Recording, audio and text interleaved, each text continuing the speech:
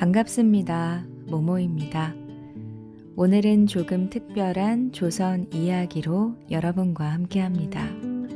오늘 소개해드릴 책은 박영규 작가의 조선 왕실 로맨스입니다. 조선의 왕들은 우리에게 아주 친근하고 익숙한데요. 하지만 왕이 아닌 한 남자로서 이들이 해온 가슴 절절한 사랑 이야기는 낯설면서도 새롭습니다. 오늘 제가 소개해드릴 이야기는 세종대왕 연산군 정조입니다. 그럼 오늘도 모모의 북살론과 함께 편안한 시간 되시길 바랍니다. 그럼 시작해 볼까요?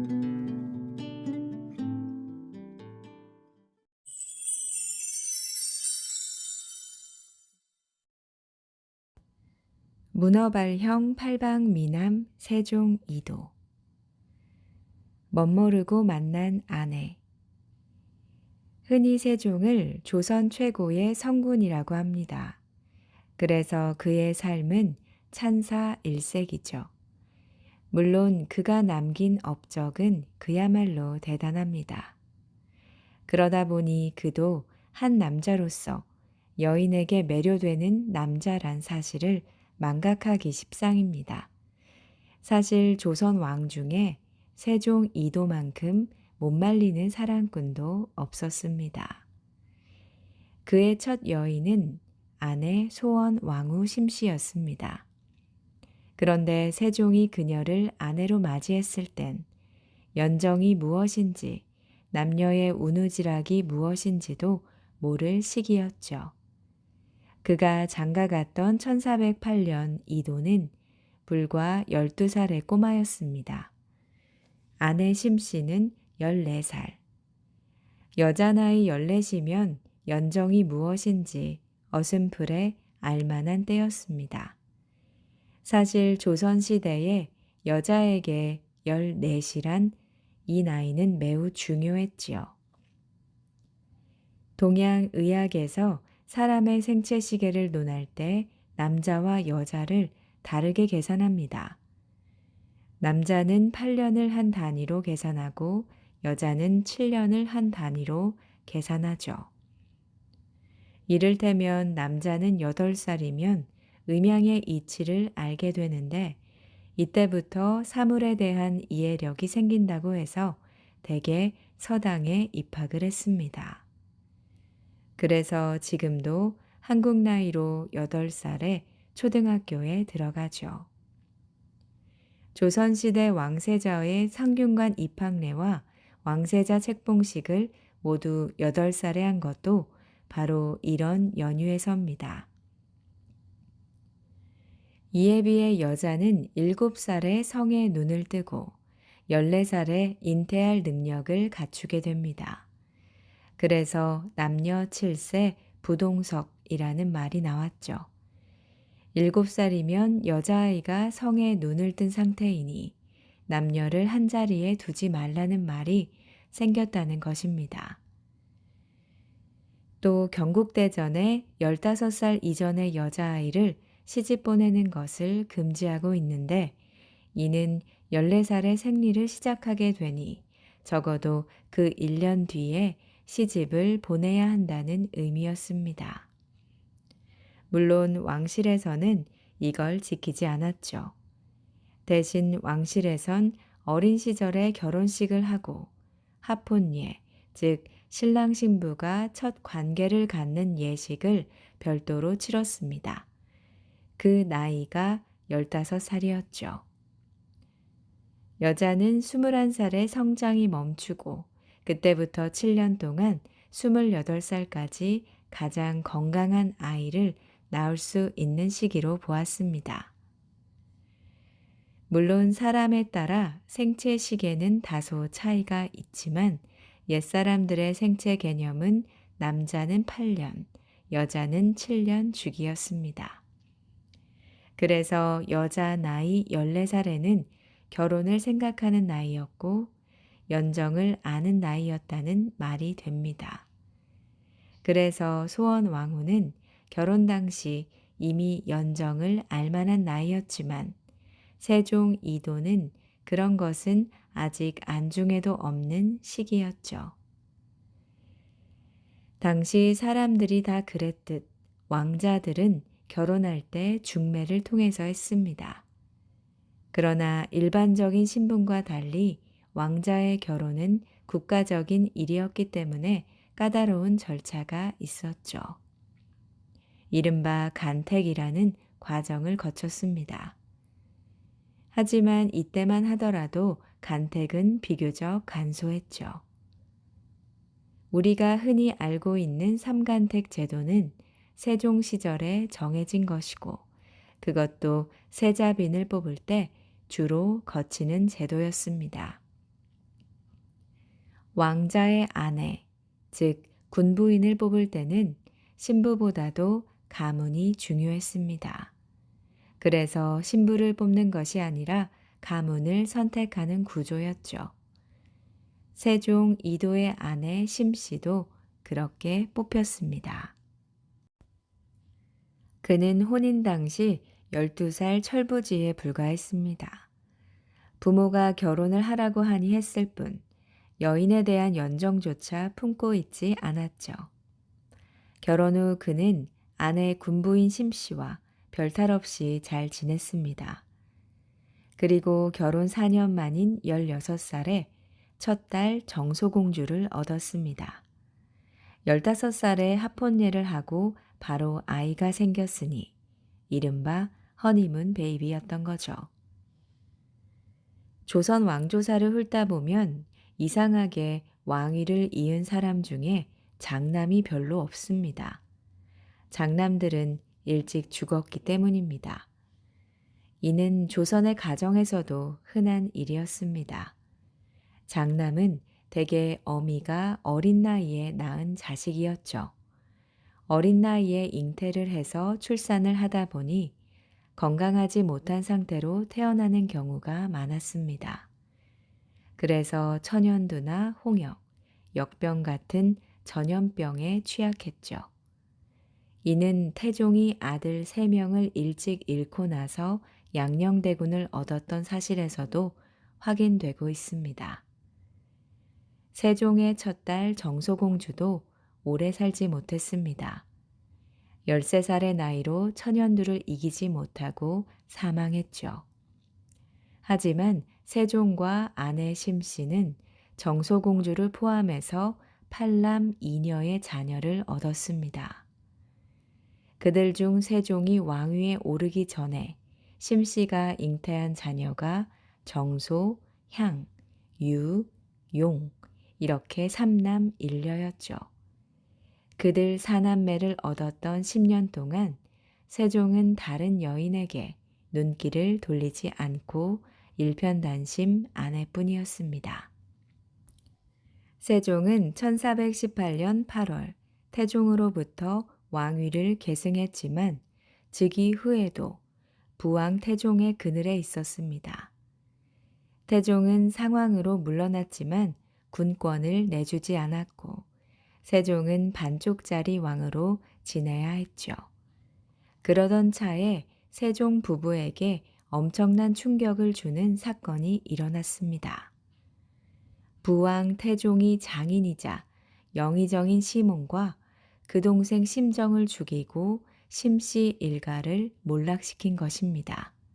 심지어 장모 안씨는 노비 신세로 전락했죠. 시몬이 역적으로 몰려 죽은 것은 강상인의 옥에서 비롯됩니다. 강상인의 옥이란 세종 주기년인 1418년 8월 병조 참판으로 있던 강상인이 군권과 관련된 보고를 세종에게만 하고 태종에게는 하지 않았다가 그를 비롯한 병조 관원들이 대거 처벌된 사건입니다. 그런데 태종은 그해 11월에 이 사건을 확대하고 시몬을 엮어 영모죄로 몰아 죽이게 됩니다. 아버지와 숙부가 역적으로 몰리고 친정 어머니를 비롯한 형제들이 모두 노비가 될 것이라는 소식을 들은 소현 왕후는 곡기를 끊고 들어 눕게 됩니다. 그런 상황에서 조정 대신들이 왕비를 폐위하라고 연일 상소를 올렸죠. 태종도 처음에는 그 주장을 받아들이고 심씨를 폐위할 생각이 있었습니다. 그래서 가래색을 세우고 비빈을 맞이할 준비를 하라고 이르렀죠. 하지만 세종은 이에 동조하지 않았습니다. 죽을 결심을 하고 누운 아내 곁에 앉아 있을 뿐이었죠. 그래서 태종은 마음을 바꾸고 소원 왕후를 찾아와 이렇게 말합니다. 왕비를 패하는 일은 없을 것이니 염려 말고 일어나 밥을 먹도록 하라. 그 무렵 중신들이 태종을 찾아와 왕비 심씨의 폐위를 거론합니다. 그렇지만 태종은 이렇게 말했습니다. 평민의 딸도 시집을 가면 친정 가족에 연좌되지 않는다. 하물며 심씨는 이미 왕비이기 때문에 어찌 감히 패출하겠는가. 경들의 말은 옳지 않다. 아들 세종의 심정을 헤아린 태종의 조치였죠. 그러면서 세종을 안심시키며 이렇게 말했습니다. 중전이 죄인의 딸인 까닭으로 바깥 사람들이 패출하자 하겠지만 이것이 어찌 법관들이 요청할 일이겠느냐. 내가 전일에 가래색을 세우라고 명한 것은 빈과 잉첩을 뽑으려고 한 것뿐이다. 이렇게 해서 왕비를 새로 맞이하려던 가래색은 빈과 후궁을 맞이하는 것으로 변경됩니다. 소원 왕후는 가까스로 패출의 위기를 넘겼죠. 이는 세종이 끝까지 심씨의 패출을 받아들이지 않은 결과였습니다. 세종은 왕위에 오른 뒤에도 왕비 외에 다른 여인에게 눈길을 주지 않았습니다. 상황 태종의 눈을 의식한 행동이었죠. 그만큼 부왕을 두려워했던 것인데 막상 태종이 죽고 3년상이 끝난 1424년부터는 달라지게 됩니다. 그전에는 신하들이 후궁을 드리라고 해도 왕비의 자식들이 많다면서 시큰둥한 반응을 보이던 그였지만 이때부터는 본인이 직접 나서서 후궁을 드리기 시작합니다. 그 시작은 홍시성을 쓰는 궁녀에게 빠진 뒤부터였죠. 세종이 처음으로 여인에게 반하여 사랑에 빠진 셈인데 그녀에 대한 애정이 매우 깊었던 모양입니다. 그래서 그녀의 오빠에 대해서도 특별한 배려를 하곤 했습니다. 척실 홍씨는 소용 홍씨를 말합니다. 세종이 태종의 3년상이 끝날 무렵에 얻은 첫 후궁이죠. 홍씨는 원래 천민 출신인데 궁녀로 있다가 세종의 눈에 띄어 후궁이 되었습니다. 그녀의 오라버니 홍유근은 동생이 왕의 총애를 얻고 있는 것에 기대어 매우 교만했습니다. 그래서 왕의 연을 끄는 장마를 자신이 타고 다니는 건방진 행동을 했는데도 세종은 그의 죄를 덮어주었죠. 세종이 홍씨에게 빠진 때는 소원왕후가 광평대군 이열을 임신하고 있던 시기였습니다. 하필 아내가 임신한 때에 궁녀에게 한눈을 판 셈이죠. 소용 홍씨는 세종의 승은을 입었지만 자식을 낳지는 못했습니다. 그래도 세종은 이후로도 10여 년 동안 소용 홍씨에 대한 애정을 이어갔습니다. 소용 홍씨 말고도 세종은 11명의 여인을 더 취했으니 후궁의 수도 아주 많은 편이었습니다. 세종 후궁들의 명칭을 살피다 보면 다른 왕들에게서는 보지 못한 특별한 호칭들이 발견되는데 상침 송씨, 사기 차씨, 상식 황씨, 전찬 박씨가 바로 그들입니다. 이들은 후궁의 칭호를 얻지 못하고 내명부 상궁 벼슬을 그대로 유지하고 있죠. 심지어 상침 송씨나 사기차 씨는 옹주를 낳았는데도 후궁 첩지를 받지 못하고 특별 상궁으로 남아야만 했습니다. 왜 그랬을까요? 나인이 아닌 상궁이 승은을 입은 경우에는 후궁 첩지를 내리지 않는다는 규정이 있었습니다. 궁녀는 대개 궁궐에 들어온 지 15년이 지나야 정식 나인이 되고 30년이 지나야 상궁이 될 수 있었습니다. 따라서 상궁은 적어도 나이가 30대 중반 이상이었죠. 그 때문에 상궁은 시집은 가지 않았으나 처녀로 취급하지 않았고 그래서 상궁은 승은을 입어도 후궁의 첩지를 받지 못했다고 합니다. 그런데 재미있는 사실은 이 규정을 만든 장본인이 세종이라는 거죠. 말하자면 자신이 그런 규정을 만들었으니 왕의 자손을 낳았다고 해도 어쩔 수 없이 상궁 신분을 유지시킬 수밖에 없었을 겁니다. 이를 놓고 보면 세종은 상당한 원칙주의자였던 거죠. 그렇다면 세종이 취한 상궁들은 어떤 일을 하는 사람들이었을까요? 우선 상침 송씨는 세종의 잠자리를 살피는 상궁이었습니다. 대개 왕들은 자기 주변의 상궁들은 잘 취하지 않았습니다.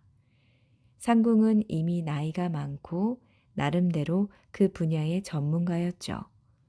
그런 전문가를 한 명 길러내는데 30년 이상 걸리기 때문에 궁궐에서는 귀한 존재였습니다. 그래서 쉽게 후궁을 만들지 않는 측면이 있었죠.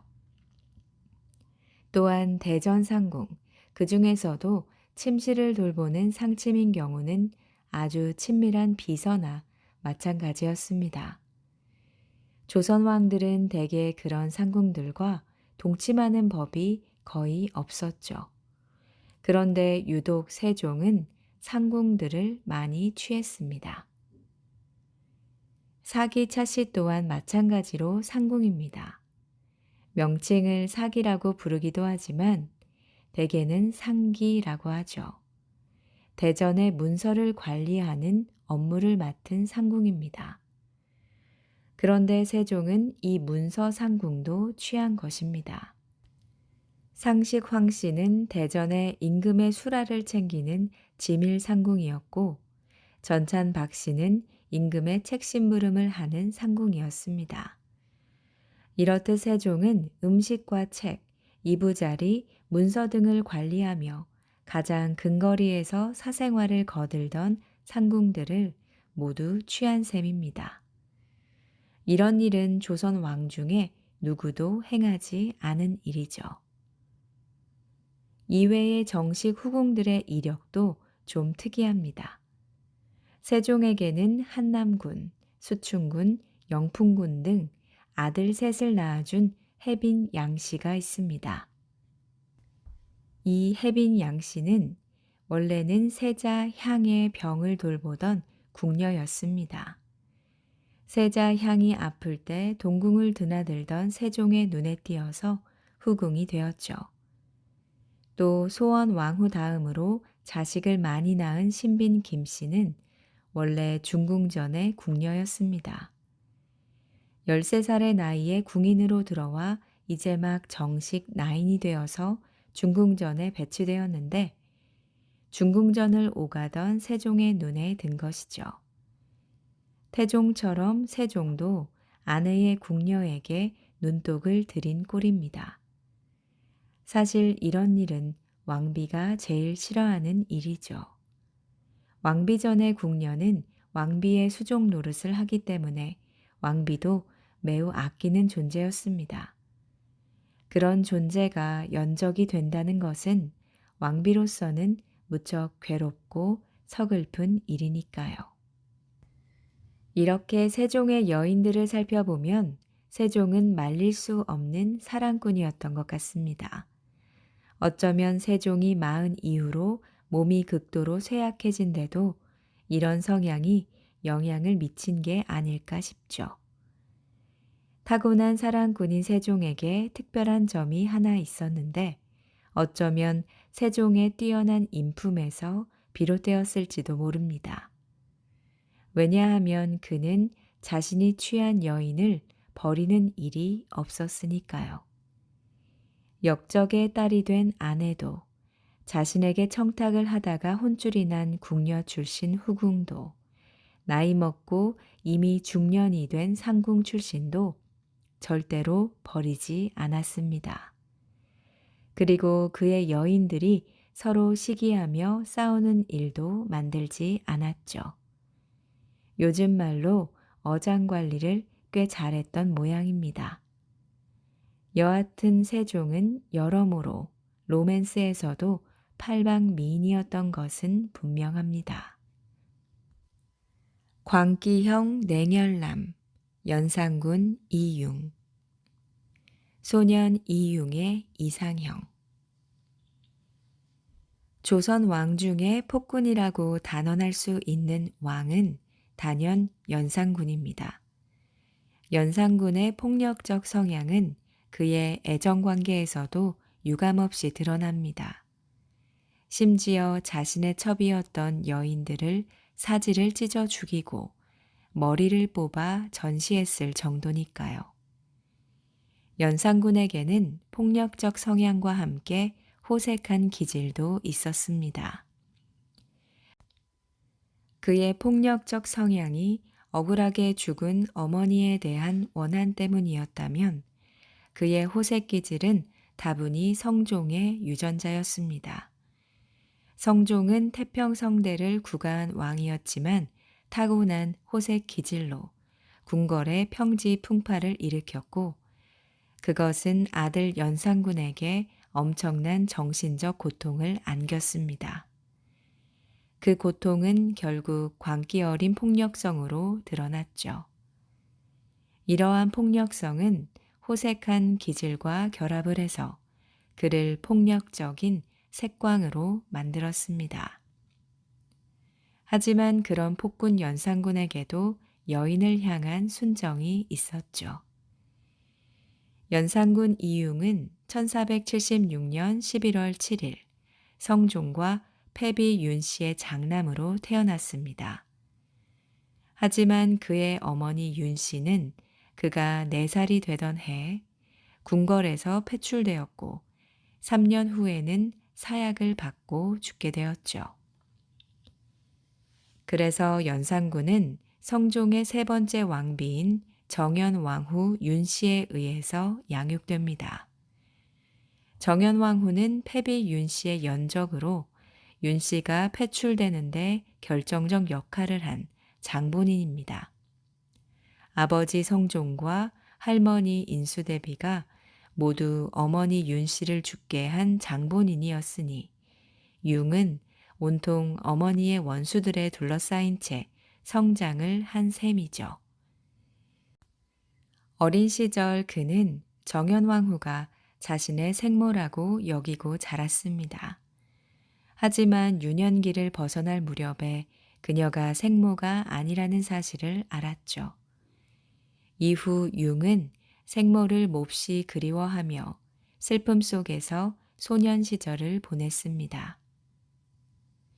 융의 이런 슬픔은 훗날 어머니가 대신과 가족의 모략으로 억울하게 죽었다는 사실을 알게 되면서 폭력적인 광기로 돌변합니다. 하지만 어머니의 죽음에 대한 진실을 알기 전까지 그는 그저 어머니를 그리워하는 불쌍한 소년에 불과했습니다. 그리고 얼굴도 모르는 그의 어머니는 어느새 소년의 이상형으로 자리 잡게 되었죠. 소년에게 그런 이상형이 되어준 첫 여인은 월산대군의 부인인 큰어머니 박씨였습니다. 융은 어린 시절에 자주 아팠던 탓에 월산대군의 집에서 치료를 받곤 했는데 그때 융을 지극정성으로 돌본 여인이 바로 박씨입니다. 승평보대 부인 박 씨는 인물이 출중했지만 자식을 낳지 못했습니다. 그래서 융을 자식처럼 돌봤던 것인데 어린 융에게는 그가 친어머니처럼 여겨졌던 모양입니다. 그는 때로 박 씨의 처소에서 잠을 자기도 했습니다. 융은 왕위에 오른 뒤에도 그녀를 어머니처럼 섬겼고 자주 그녀의 집을 방문했습니다. 이 바람에 연산군과 박 씨가 간통했다는 소문이 돌기도 했죠. 심지어 그녀가 죽었을 땐 연산군의 아이를 잉태해서 자살한 것이라는 소문이 돌기까지 했습니다. 이런 소문은 박 씨의 동생 박원종이 반정을 일으켜 연산군을 폐위하는데 중요한 원인이 되기도 했습니다. 첫사랑과 행복한 결혼 생활. 소년 이융이 처음 만난 여인은 신승선의 딸이었습니다. 신승선은 증모 현주 이씨, 세종의 아들 이명대군 이구의 딸의 아들이었죠. 그러니 신승선의 딸 신씨는 이융에게는 칠촌 아주머니뻘 됩니다. 일종의 근친혼인 거죠. 조선 왕실은 북의 근친혼은 엄격히 금했지만 목의 근친혼은 문제 삼지 않았습니다. 그래서 조선 왕실의 혼인 관계를 면밀히 따져보면 목의 근친혼이 매우 많았죠. 일례로 명성황후 민씨는 고종의 어머니 민씨의 사촌 동생입니다. 그러니 명성황후는 고종의 오촌 아주머니 뻘이 되는 거죠. 이런 목의 근친혼은 조선 왕실 초부터 흔히 발견되는데 왕실뿐 아니라 일반 민가에서도 흔히 있는 일이었습니다. 융이 결혼한 때는 1488년, 13살 때입니다. 세자빈이 된 신씨는 동갑내기였죠. 융은 아내 신씨를 마음에 들어 했습니다. 신씨는 후덕하고 명민했고 또한 처신이 바르고 사려가 깊었습니다. 부부금실도 좋았습니다. 하지만 자식복이 없었죠. 19살에 첫 아들을 낳았는데 이내 죽고 말았습니다. 이후로 여러 아이를 더 낳아서 7남 2녀를 얻었지만 그 중에 살아남은 아이는 2남 1녀뿐이었습니다.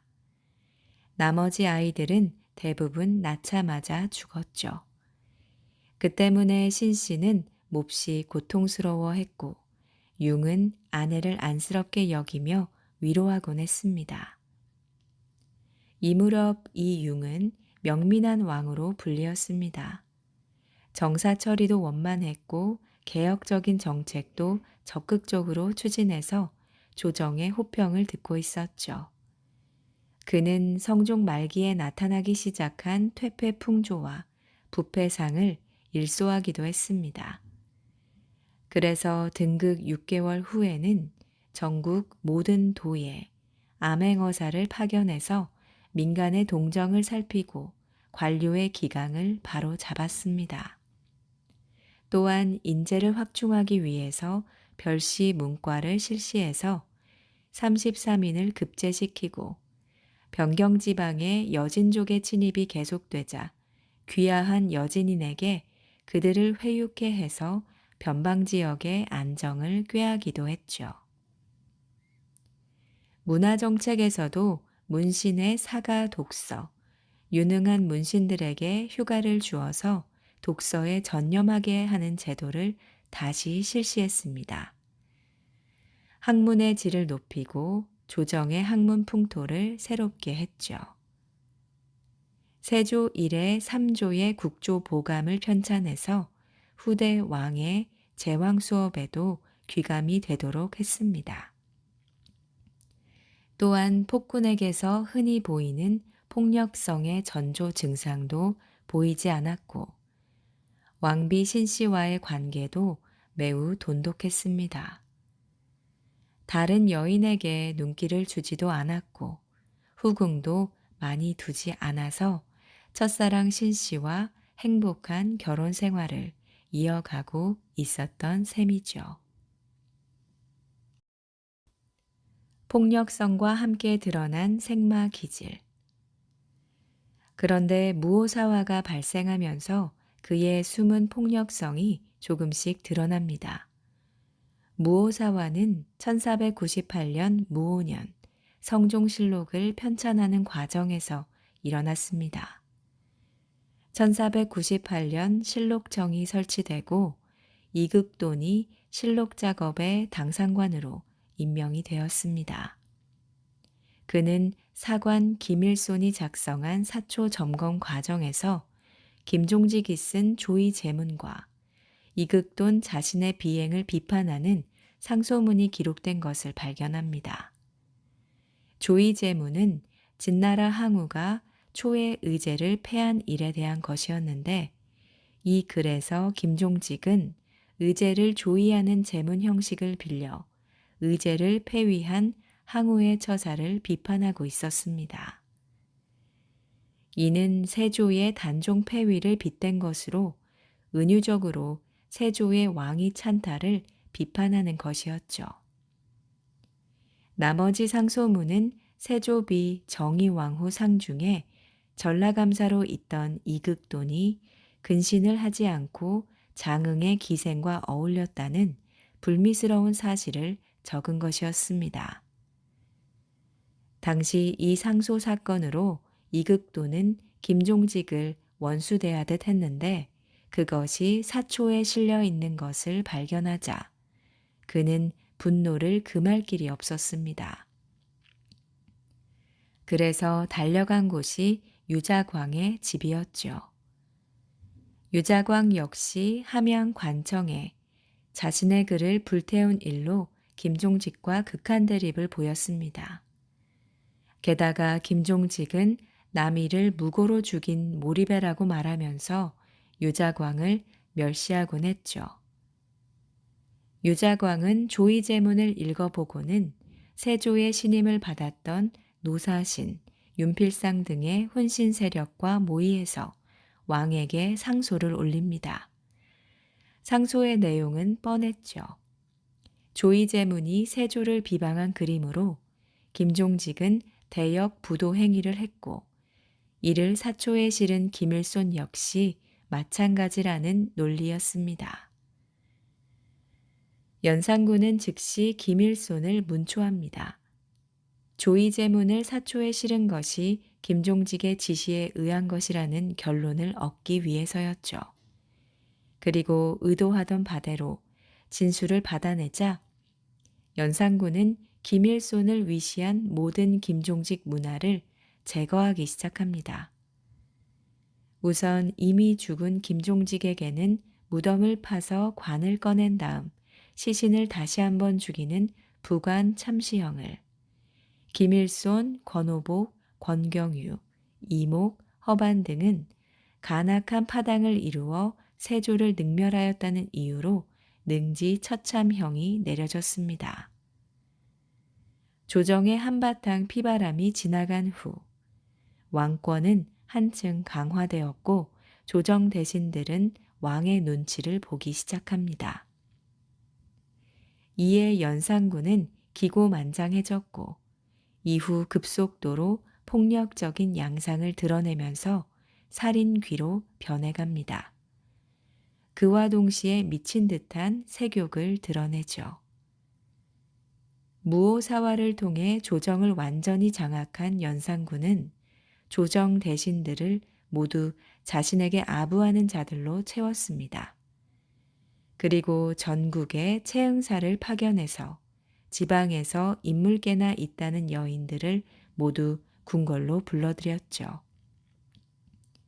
그 여인들은 대부분 기생 출신이었지만 개중에는 어염집 처자도 있었는데 이렇게 뽑혀온 여인들을 운평이라고 했습니다. 운평 중에서 선발을 해 대궐에 머물게 한 여인들을 흥청이라고 했죠.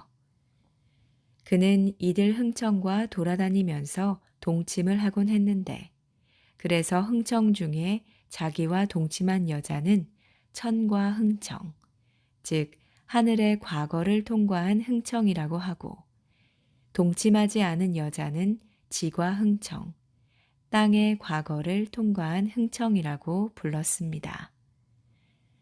또 동침했는데 만족하지 못하면 그들은 반과 흥청, 즉 과거의 반만 합격한 흥청이라고 칭했죠. 이들 기생들을 모두 합쳐서 삼청이라고 하고 관리를 하며 매일같이 잔치를 베풀며 그들과 놀았습니다. 판무파탈 장녹수. 연산군이 색광으로 변하기 시작한 것은 당대의 뛰어난 기생이었던 장녹수를 만난 뒤부터입니다. 실록에 장녹수가 처음 등장하는 것은 1502년. 1502년 당시 장녹수는 이미 후궁이 된 상태였습니다. 사람들이 그녀에게 줄을 대기 위해서 뇌물이 오가곤 했죠. 따라서 연산군과 장녹수의 만남은 아마 무오사화 이후 왕권이 한층 강화된 시점인 1500년 초쯤으로 판단됩니다. 장녹수는 원래 집안이 몹시 곤궁해서 몸을 팔아 생활을 하던 여자였습니다. 그런 탓에 여러 남자와 살았죠. 그러던 중에 제한대군의 간호와 결혼을 합니다. 이후 그녀는 아들을 하나 낳았고 그런 상황에서 춤과 노래를 배워서 기생이 됩니다. 그녀의 노래와 춤 실력은 탁월했습니다.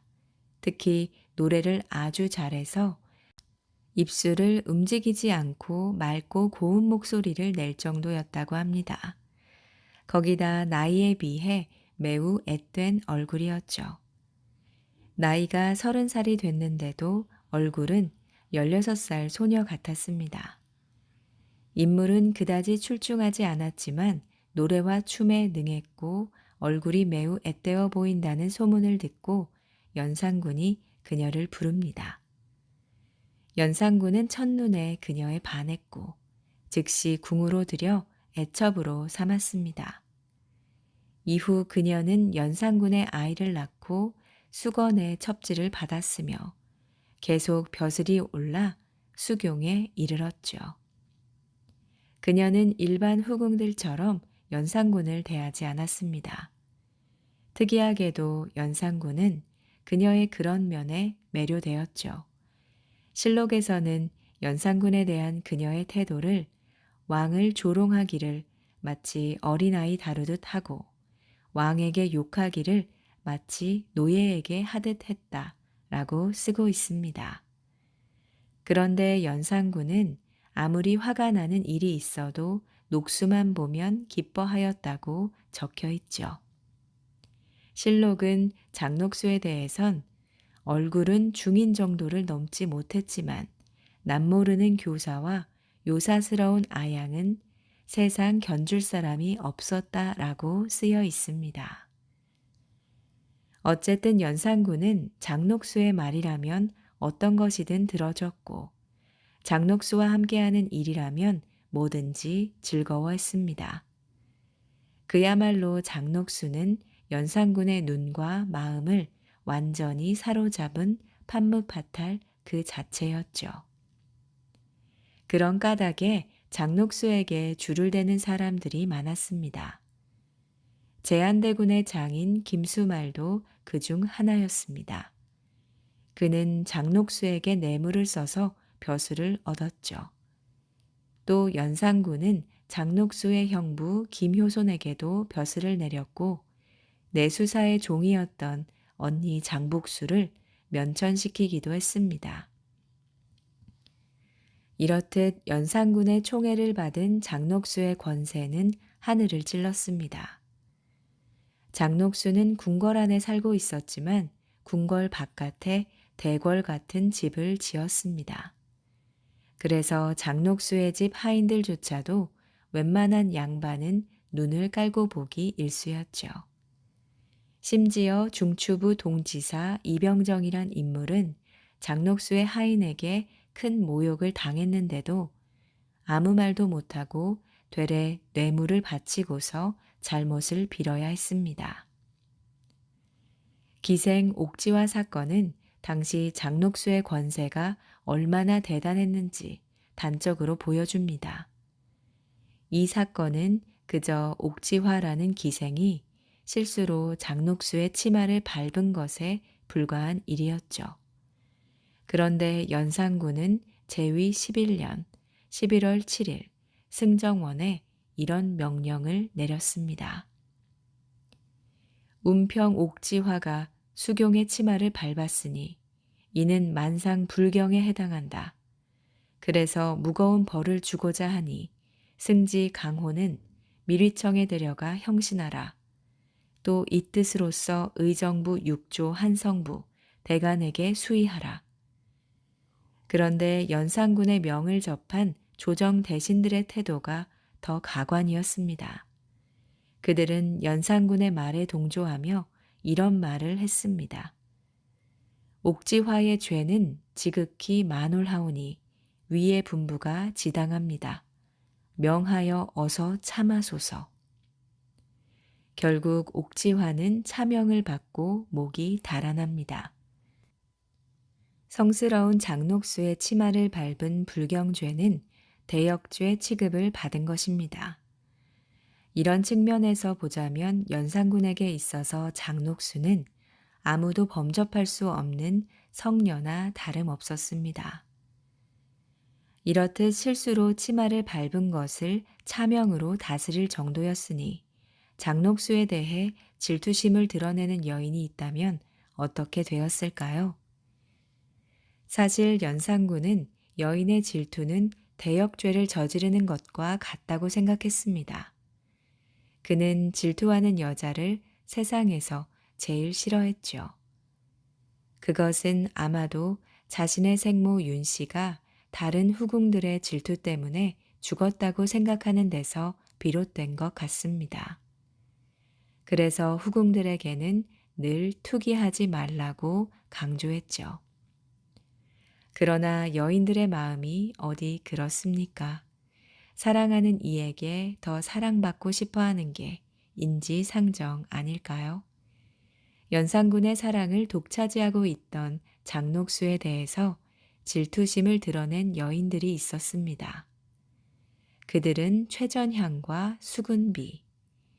전향과 수군비는 원래 연산군이 총애하던 여인들이었습니다. 전향은 출신이 분명치 않은 후궁이었고 수군비는 사비 출신 궁녀이자 애첩이었습니다. 전향이 언제 후궁이 됐는지는 알 수 없지만 수군비는 이 사건이 있던 해인 1504년 3월 7일 궁녀가 되었습니다.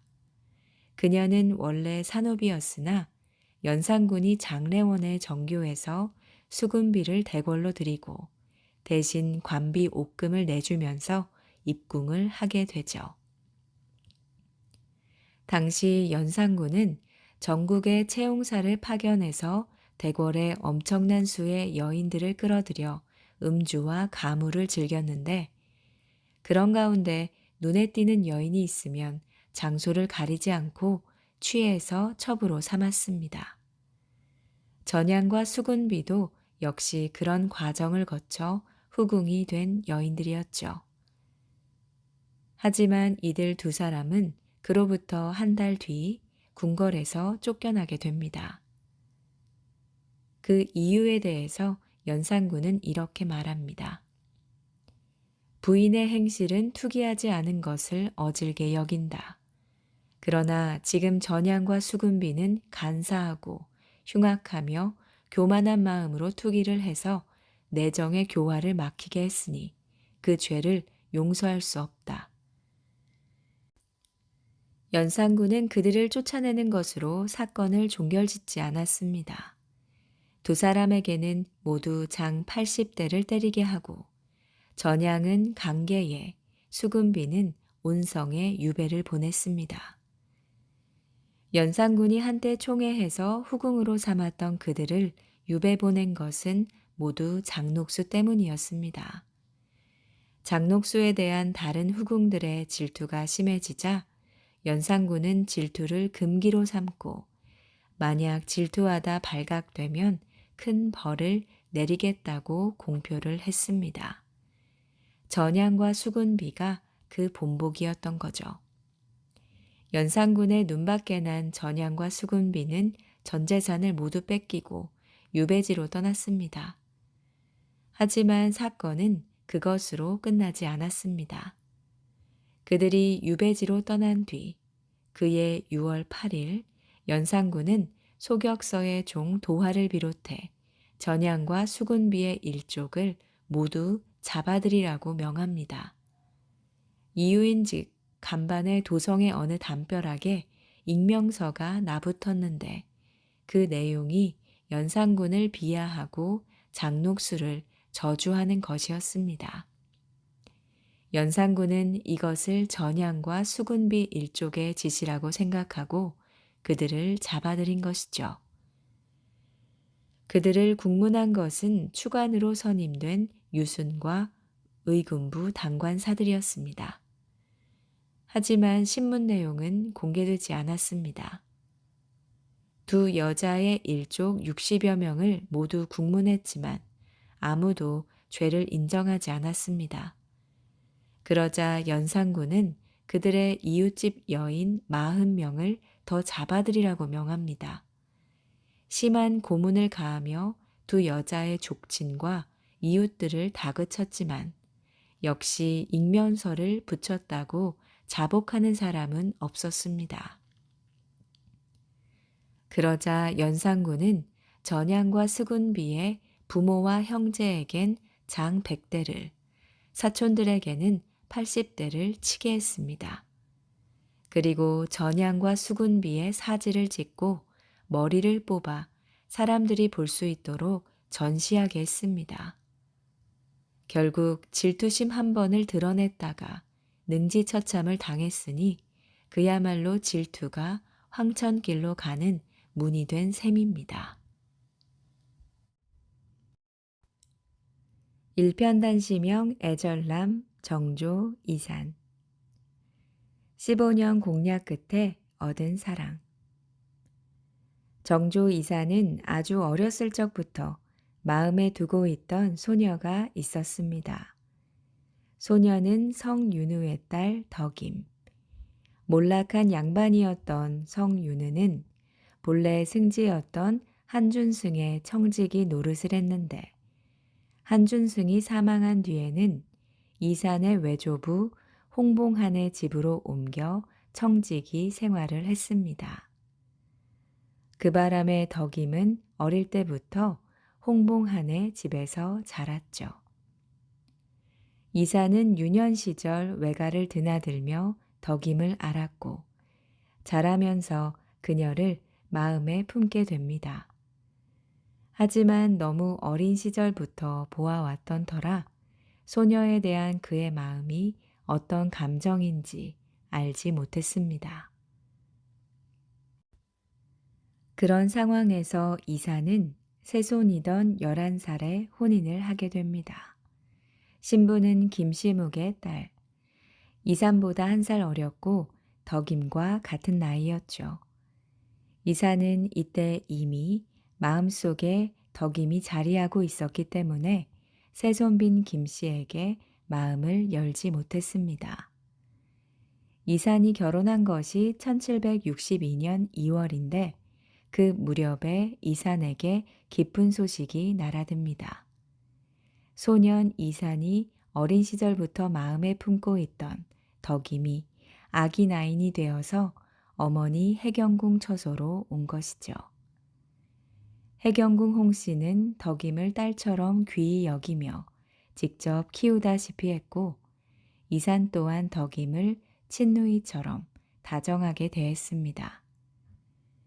그렇게 4년이 흘렀습니다.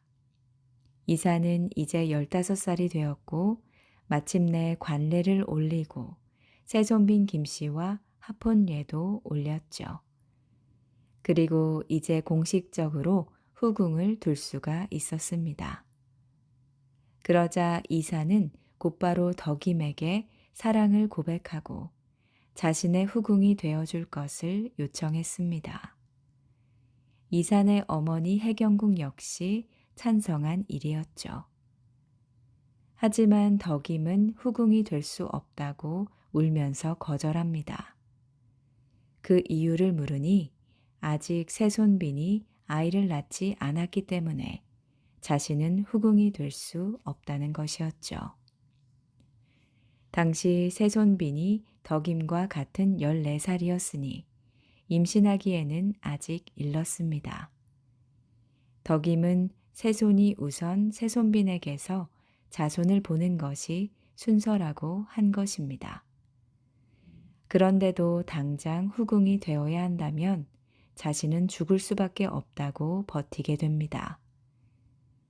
사실 궁녀가 왕이나 세자의 승은을 거부하는 것은 있을 수가 없는 일이었죠.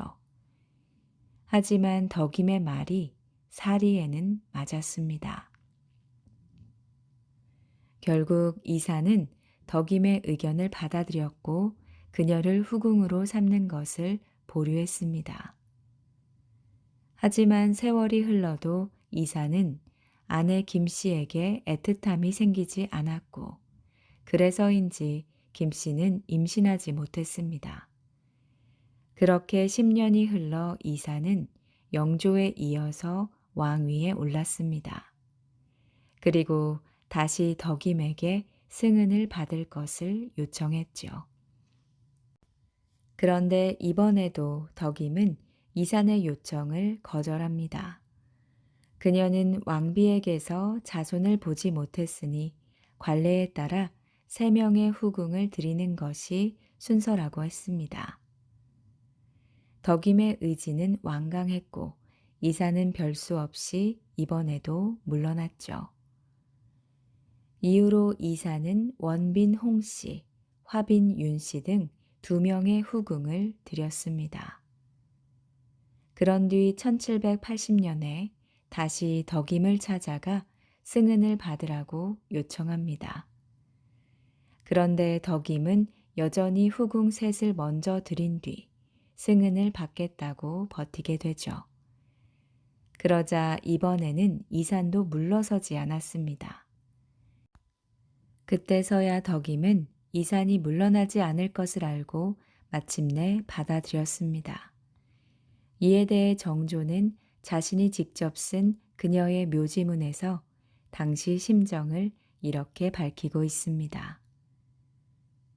처음 승은을 내리려고 했을 때 내전이 아직 아이를 낳고 기르지 못했으니 울면서 감히 못한다고 사양하고 죽음을 맹세하며 명을 따르지 않았다. 나는 이를 받아들여 더는 재촉하지 않았다. 이후 15년 동안 널리 후궁을 뽑았고 다시 빈에게 승은을 내렸지만 거듭 사양했다. 이에 빈이 사사로이 부리는 하인에게 죄를 꾸짖고 벌을 내리자 빈은 비로소 내 마음을 받아들였다. 이사는 어린 시절부터 마음에 품고 있던 첫사랑을 15년 동안 끈질기게 공략한 끝에 마침내 자신의 여인으로 만드는데 성공을 했습니다. 이때 정조는 29살, 덕임은 28살이었죠. 승은을 입은 덕임은 곧바로 임신을 합니다. 하지만 불행하게도 12월에 유산을 하게 되죠. 이후 다시 임신했지만 그 아이 역시 유산을 합니다. 그리고 세 번째, 이번에는 무사히 출산을 했죠. 1782년 9월 7일 새벽 덕임은 연화당에서 마침내 왕실에서 그토록 기다리던 왕자를 낳았습니다. 사랑하는 연인 덕임이 왕자를 출산하자 이사는 기뻐서 어쩔 줄 몰랐습니다. 그것도 처음으로 얻은 자식이었으니까요. 그래서 승지와 각신들을 불러놓고 이렇게 하교합니다. 궁인 성씨가 태중이더니 오늘 새벽에 분만을 하였다. 종실이 이제부터 번창하게 되었다. 내 한 사람의 다행일 뿐 아니라 머지않아 이 나라의 경세가 계속 이어지리라는 것을 확신할 수 있어 더욱더 기대가 커진다. 후궁은 임신한 뒤 관작을 봉하라는 수교가 이미 있었으니 성씨를 소용으로 삼겠다. 덕임에게 소용 첩지를 내린 이사는 그 기쁨을 이렇게 표현했습니다. 비로소 아비라는 호칭을 듣게 되었으니 이것이 다행스럽다. 이후 2달 뒤에는 정조가 덕임이 낳은 왕자를 원자로 삼고 명호를 내렸습니다. 또한 1783년 2월에는 덕임을 빈으로 삼고 의빈이라 칭하게 되었죠. 그녀의 빈호 의는 정조가 직접 정했습니다. 정일품 빈의 첩지를 받은 덕임은 이후 다시 임신을 합니다. 그리고 이듬해 1784년 윤 3월에 옹주를 낳았죠. 아들에 이어 딸까지 얻은 정조는 이제 진정 아비가 되었다며 좋아했습니다. 그런데 불행히도 2달 뒤인 5월에 아이는 경기에 들려 죽고 말았습니다. 당시 덕임이 아이를 낳은 후 피접을 나갔는데 피접 중에 그런 일이 발생한 것이죠. 딸을 잃은 정조와 덕임은 몹시 고통스러워했습니다. 특히 덕임은 그 슬픔을 이기지 못하고 알아눕기까지 했죠. 정조는 그녀를 위로하기 위해서 뭔가 선물을 안기고자 했고 그의 7월 원자였던 덕임의 아들 순을 세자로 삼았습니다. 당시 3살이었던 이 아이가 바로 문효 세자입니다. 덕임의 아들이 세자가 된 뒤로도 정조와 덕임의 금실은 매우 좋았습니다. 그래서 덕임은 1786년 또 임신을 합니다. 이때 덕임의 나이는 35살, 노산이었죠. 거기다가 그녀에게 엄청난 충격을 주는 사건이 발생을 합니다. 천신만고 끝에 얻은 아들 세자 순이 그해 5월 홍역으로 사망한 것이죠. 그때 순의 나이는 겨우 5살이었습니다. 덕임은 임신한 몸으로 세자의 빈소를 지켰고 장례식 때는 무덤까지 따라가서 서럽게 울었습니다. 정조 또한 통곡을 거듭하며 아들의 죽음을 애통해했고 자신이 직접 묘지까지 가서 잠도 자지 않고 밤을 새웠죠. 당시 효창묘에 장사 지내던 날의 상황을 실록은 이렇게 기록합니다. 문효세자를 효창묘에다 장사를 지냈다. 이날 새벽에 발이 나였는데 임금이 홍화문 밖에 나와서 곡을 하고 전별을 했다. 다시 홍화문 안에 악차로 돌아와 잉여가 도성 밖에서 떠나기를 기다렸다. 임금이 흑립과 백포 청립을 다시 입고 묘소에 나가 상복으로 바꿔 입고 이를 지켜보았다. 장사가 끝나자 임금이 친히 신주를 쓰고 초우제를 지내며 그대로 하룻밤을 지냈다. 연인을 잃다. 문효세자가 죽은 뒤 덕임은 정신적으로 완전히 무너졌습니다. 그것이 병이 되어 알아누웠고 결국 궁궐 밖으로 피접을 가야 하는 상황에 이르렀죠. 이에 대해서 정조는 이렇게 말합니다. 부인의 마음이 약하여 칠정 증세가 있다. 5월 이후 중병에 걸렸고 이에 본궁으로 피접을 보낸다. 칠정 증세란 마음의 병을 말합니다.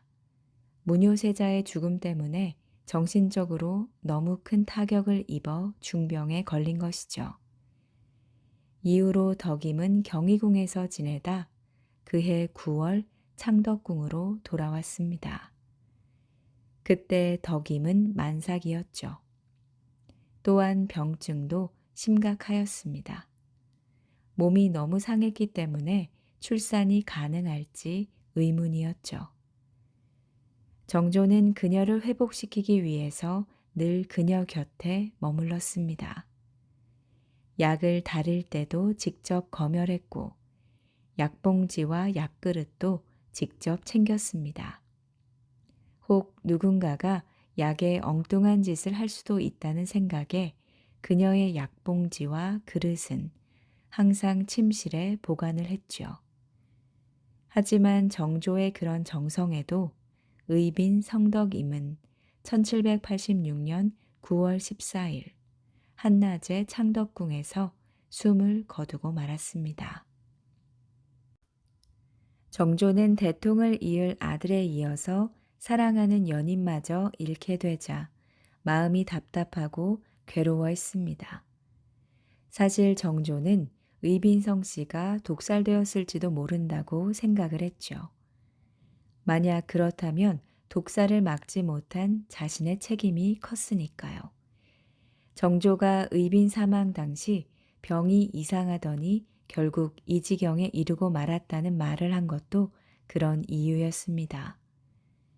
그 상황에서 내관 이윤묵이 의빈을 독살했다는 말이 돌았습니다.